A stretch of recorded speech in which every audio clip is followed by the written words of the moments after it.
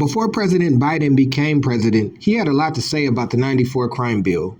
Oh, but having said that, if you take a look at the crime bill, of the money in the crime bill, the vast majority went to reducing sentences, diverting people from going to jail for drug offenses into what I came up with, the drug courts, providing for boot camps instead of sending people to prison. I know what you're thinking. It sounds like a good idea. What it actually is a way to get free labor.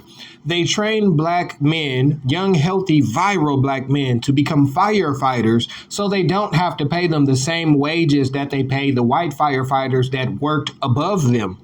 You see, you get black firefighters to do the job that white firefighters get with retirement and a pension plan, and then you pay those black people a fraction of what you pay the white workers. That's what that was for. It's easy to say this one thing, but this created another form of oppression. And then when these same men that were trained to do the same job that these white firefighters did got out, they weren't eligible to be firefighters because they had felonies.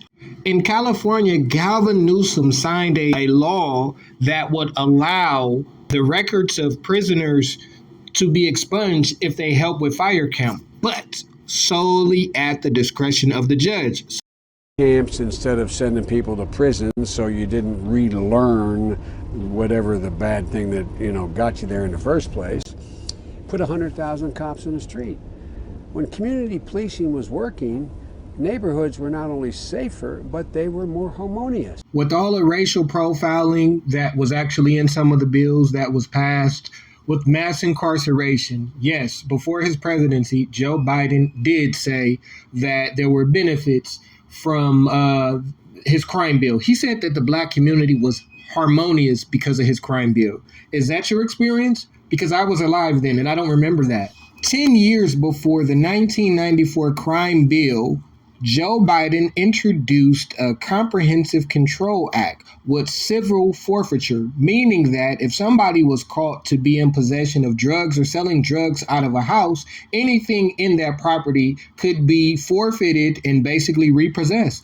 In 1986 and 88 is when the Anti-Drug Abuse Act was created. This is the specific law that created harsher penalties for crack versus powder. The crime bill was 100,000 extra officers on the streets. Now, were these officers that abused Rodney King, were they funded and hired under this policy? I guess we'll never know. But the question is, what new officers will be hired in the future? Will we relive 1992, 1993, and 1994? Well, it seems that way because this is almost an identical policy. How can we all get along when they're attacking us constantly? Rest in peace, Rodney King. But they were more harmonious. And when the reason why the cops originally opposed my 100,000 cops for this community policing piece is because it's high intensive and it means they got to get out of their cars. So they literally got out of their cars and learned who owned the local drugstore, the local neighborhood bar, whatever. And they were engaged in the neighborhood, which built confidence so that the woman, the African-American woman living in a corner alone where the drug deal's going down in front of her house knows she literally used to have your phone number as a cop. She'd call you and say, John, they're out in front of my house. Did Joe Biden just accuse black women of snitching on black men during the 90s? Enormous success. Now what's happened is we've cut the funding 85%. We've gone out there and we're going through Baltimore now. Look at the areas we're going through here. I'll lay you 8 to 5. The Baltimore Police Department is considerably smaller than it was in 1985. There are things I would change. I opposed, for example, the carjacking provision that the administration wanted in. But by and large, what it really did, it restored American cities.